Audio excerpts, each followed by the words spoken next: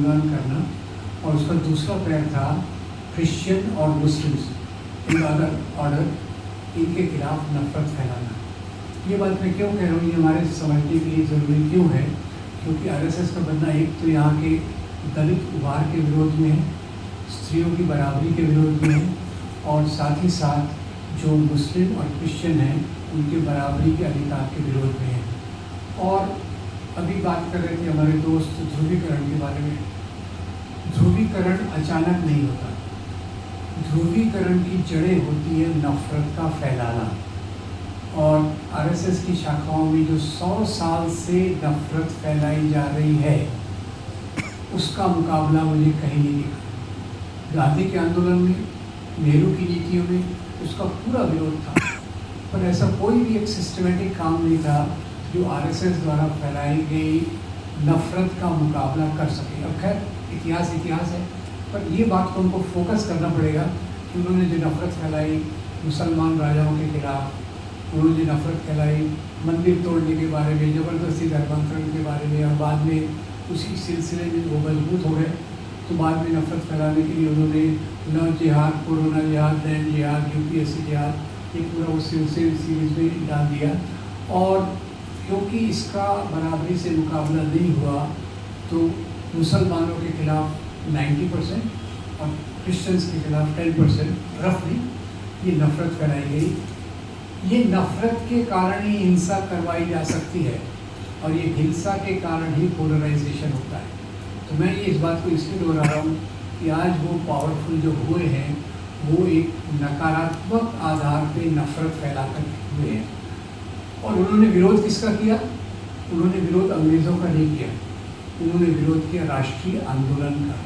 उन्होंने विरोध किया जो अम्बेडकर के मूल्य चल रहे थे, जो गांधी के मूल्य चल रहे थे, उन मूल्यों का विरोध करके उन्होंने एक समाज में अपनी एक जगह बनाई, और वही जगह फिर बाद में मजबूत होती गई। पहली बात ये समझने की ज़रूरत है कि उनके द्वारा फैलाई गई नफरत आज समाज के ज़्यादातर तबकों में एक गहरे रूप से बैठ गई है। मुझे तकलीफ इस बात की है कि हम क्यों उस नफ़रत का मुकाबला नहीं कर पा रहे। तो ये मैं सबके लिए एक सवाल छोड़ रहा हूँ कि उनकी नफ़रत का मुकाबला करना है, किस तरीके से करना है, क्या क्या हमारे पास उपलब्ध है।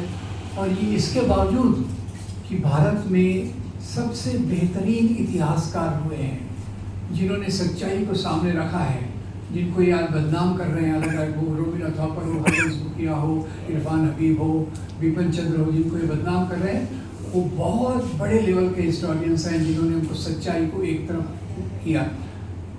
सवाल ये है कि इन मूल्यों को हम लोगों तक क्यों नहीं ले जा सके। उनका जो लगातार नफरत फैलाने का सिलसिला आज भी चालू है, हम उसको क्यों नहीं रोक पा रहे, इसके लिए एक सोचने की जरूरत है। थोड़ा खुद का किस्सा बताता हूँ। मेरे गुरु और दोस्त थे असगर अली इंजीनियर, उनको एक बार वो तो इसी काम में लगे थे, जब से मैंने देखा तो इसी काम में लगे थे। एक बार उनको ऑल्टरनेट नोबेल प्राइज़ मिला, तो उन लोग सेलिब्रेट करने के मिले, तो पर मैंने उनकी टांग खिंचाई भी कर दी कि भाई आप काम तो करते हैं, और जो रोग है वो पहले से बढ़ता जा रहा है। और ये बात सच है कि उन्होंने बहुत मतलब जितना हो सकता है मैंने देखा ह्यूमन लेवल पे, उसका कोई मुकाबला नहीं है। और ये भी देखा है कि सांप्रदायिकता का जो जहर लोगों में, जो नफ़रत है मुसलमानों के प्रति और अभी क्रिश्चियंस के प्रति, वो बढ़ती ही जा रही है। आप कुछ भी करो। पहले मैं आईआईटी में काम करता था, वहाँ से मैंने इस बात को देखा था। इतने पढ़े लिखे लोग, पर यहाँ तक विचारों का सवाल है, सांप्रदायिकता, राष्ट्रीय आंदोलन के मूल्यों की कोई जगह नहीं है, भारतीय संविधान के मूल्यों की जगह नहीं है। जगह है तो वही जय श्री राम, ये दूसरी चीज़ों को वहाँ से मैंने बढ़ते देखा। तो मैं खुद भी इसमें थोड़ा बहुत योगदान कर रहा हूँ, पर मैं असफल पा रहा हूँ अपने काम को आगे ले जाने में। और मैं ही नहीं, मेरे जैसे कई लोगों ने इस पर जो अपना टाइम दिया है, हम असफल पा रहे हैं कि इसमें हम आगे ले जाएं। तो ये एक बात है, नफ़रत आज का सबसे बड़ा दुश्मन है। दूसरी बात जो मैं कहना चाहता हूँ वो ये कि जो मैंने कहा कि इनका आधार एक तरफ मनुस्मृति था, तो कहने के लिए तो उन्होंने कॉन्स्टिट्यूशन को स्वीकार कर लिया। कॉन्स्टिट्यूशन पर हाथ रखकर शपथ लेते हैं कि हम ये करेंगे, और उनके अंदर जो है वो कहते हैं ना, मुंह में राम बगल में कुछ और, उनके जो बाहर है वो मनुस्मृति ही है।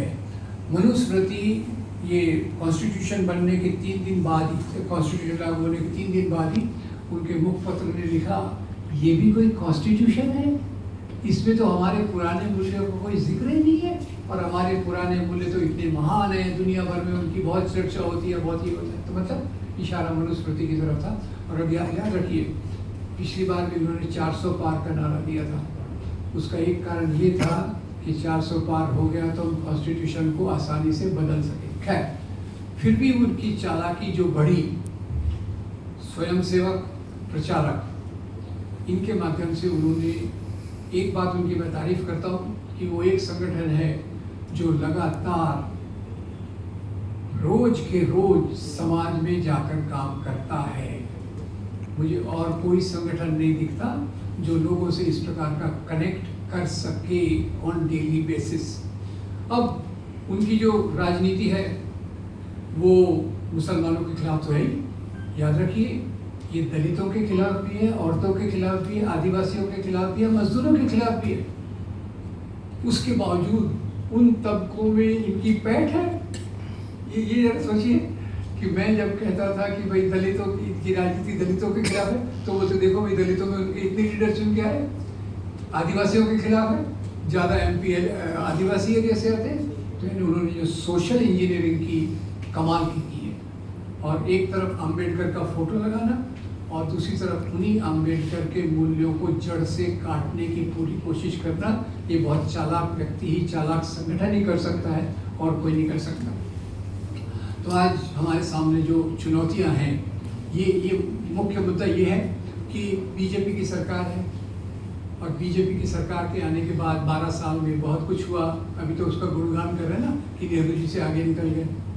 वो भी कैलकुलेशन गलत है, क्योंकि नेहरू जी के 5 साल को काउंट ही नहीं कर रहे हो। पर नेहरू जी से तुलना करने का सवाल ही पैदा नहीं होता। एक तरफ वो व्यक्ति था जिसकी, जैसे इंजीनियर साहब ने एक एक चीज़ बताई, उन्होंने क्या क्या किया और किस समय किया। जब लाखों रिफ्यूजीज पाकिस्तान से इधर आ रहे थे, लाखों रिफ्यूजीज वहाँ से वहाँ जा रहे थे, समाज में एक प्रकार की हलचल जो थी वो बाद में कभी दिखी नहीं। उस समय कर रहे थे जब देश में अनाज का उत्पादन नहीं था। PL 480 का वो लाल गेहूँ खा के लोग करते थे, और प्रधानमंत्री लोग प्रार्थना करते थे भाई हफ्ते में 1 दिन उपवास रखो, खाने का ये काम करो, वगैरह वगैरह। तो सवाल ये है कि वहाँ से हम जो गिरे राजनीति में, आज एक ऐसे मोड़ पर आ गए हैं कि जहाँ अभी जब सोचने का मौका आया कि इनको हरा सकते हैं, पिछली बार वो योगेंद्र यादव तो उससे भारत जोड़ो अभियान काफ़ी इफेक्टिव था, उसको न्यूट्रलाइज कर दिया EVM मशीन से। अभी जो बाकी इलेक्शन आ रहे हैं, अब EVM मशीन से पेट नहीं भरा तो अभी SIR आ गया। तो लोकतंत्र में तो जनता सरकार को चुनती है, यह सरकार जनता को चुन रही है, सरकार वोट देने वालों को चुन रही है। तो मामला बहुत मुश्किल है। सबसे पहला मेरा सुझाव ये है कि समाज में जो नफरत फैली है उसका मुकाबला कैसे करना।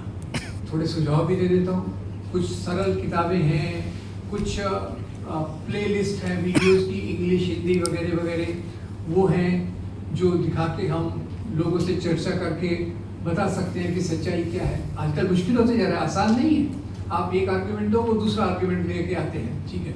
अब ये अभी गाय का मामला तो अभी आप सबने देखा, वो तो अभी आसाम में सरकार भी चलाना है और उत्तर भारत में गाय के विरोध में लोगों को मारना भी है। तो क्या बोल दिए, उत्तर पूर्व भारत में जो है वो गाय नहीं, वो मिथुन है। अटल जी एक बार अमेरिका में बीफ खा रहे थे, किसी ने टोका तो बोले क्या हो गया, कोई इंडियन गाय का थोड़ी है बीफ, ये तो अमेरिकन गाय का है। इतने मज़ेदार चीज़ें ये अपनी राजनीति में कर रहे हैं। और अब उसका मुकाबला करने का एक एक चीज़, मैंने पहली बात जो सोची है वो है नफ़रत को समाप्त कैसे करना, उसका मटेरियल लोकेट करना, पोस्टर्स करना, कम्युनिटी सेंटर। हमारे पास कई जगह हैं, हमारे कितने संगठन हैं।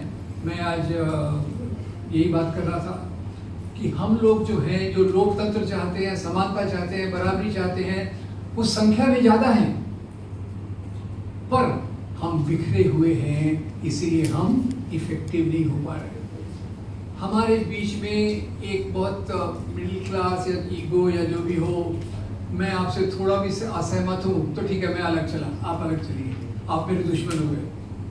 मुझे लगता है आज वक्त आ गया है, सब सामाजिक संगठन जो भारत में महत्वपूर्ण काम कर रहे हैं, उनको एक अपने संगठन बनाए रखो, पर जो एजेंडा है भारतीय संविधान का, जिस पर हमारा कोई असहमति नहीं है, उसके आधार पे जो भी काम हो सब मिलकर करो, कंधे से कंधा मिलाकर करो।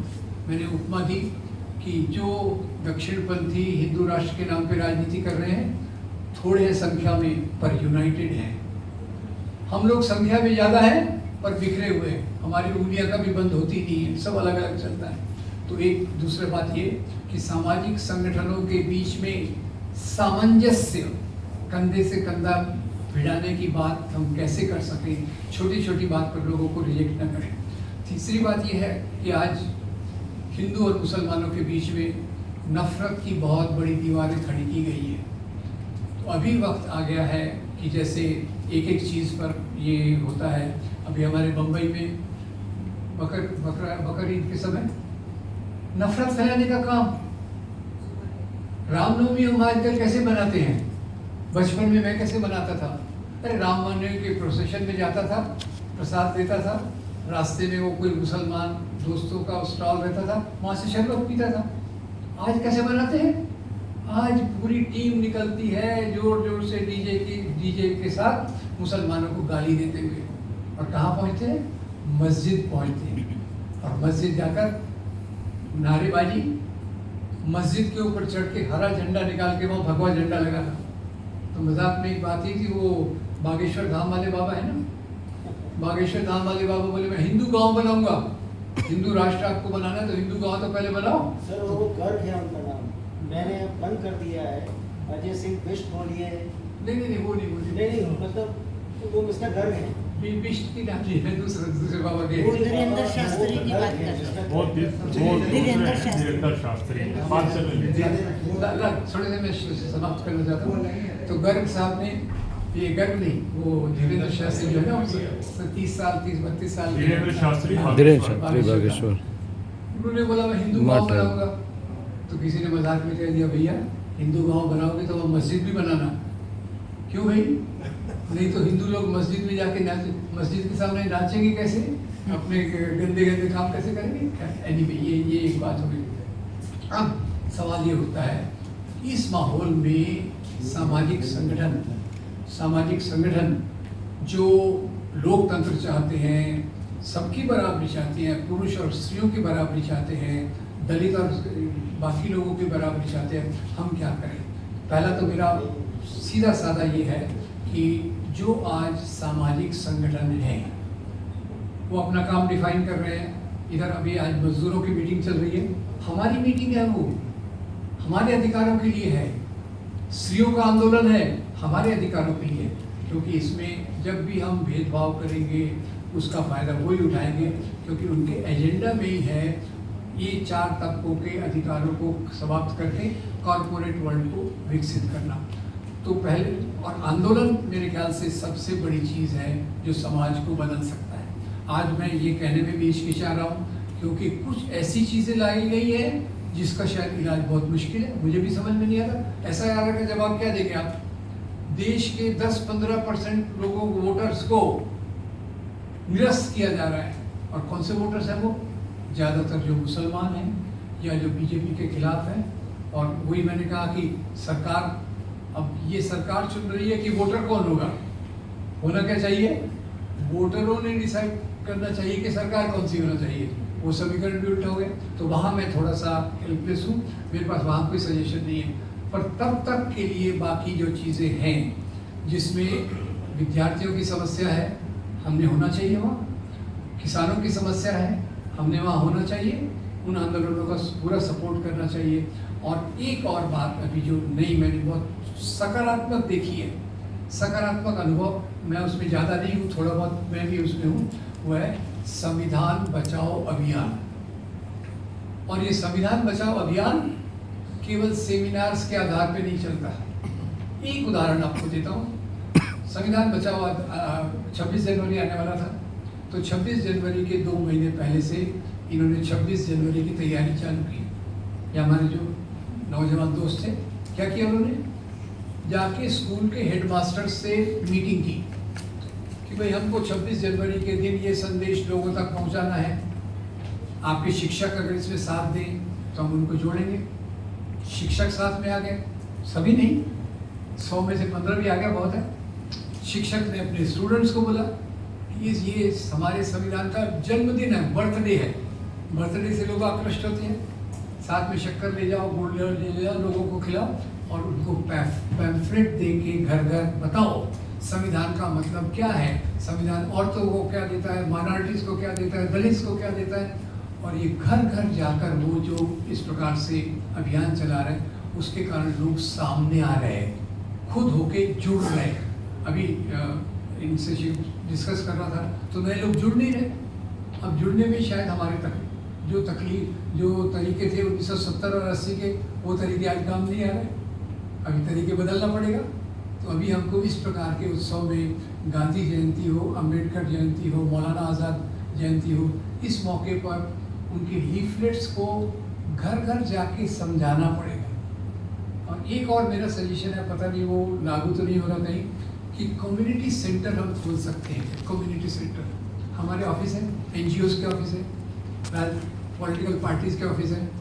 15 दिन में, महीने में एक बार वहाँ मिलकर क्या करें, मिलकर लोगों की समस्याओं को बात करें। और फिर कुछ वीडियोस, कुछ फिल्में, अभी आपको पता होगा आनंद पटवर्धन की film father son and the holy war को YouTube ने निकाल दिया था, लोगों ने प्रोटेस्ट किया तो वापस लिया। ऐसी फिल्में बहुत हैं और उसकी एक लिस्ट तैयार है। आप कहेंगे तो मैं आज खैर वो एक पुस्तक लाना भूल गया, उसमें मैंने पूरी समराइज़ की हुई है। वीडियोस हैं अच्छे अच्छे और लोगों को सजेस्ट कर सकते हैं कौन से, जैसे मीडिया ख़त्म हो गया और कुछ मीडिया है जो अच्छा है, उसका तो प्रोपोगेशन हमको करना चाहिए। जैसे सत्य हिंदी है, 5 PM है, इंडिया पब्लिक, मैं ऐसा कुछ बोल रहा हूँ पर आप उसमें आपको भी उतना ही पता होगा। तो ये मीडिया कम्युनिटी मीटिंग 15 दिन में, 1 महीने में करके ये चीज़ों में अच्छे वीडियोस का प्रचार करके उस पर डिस्कस करें कि भाई ये मामला क्या है।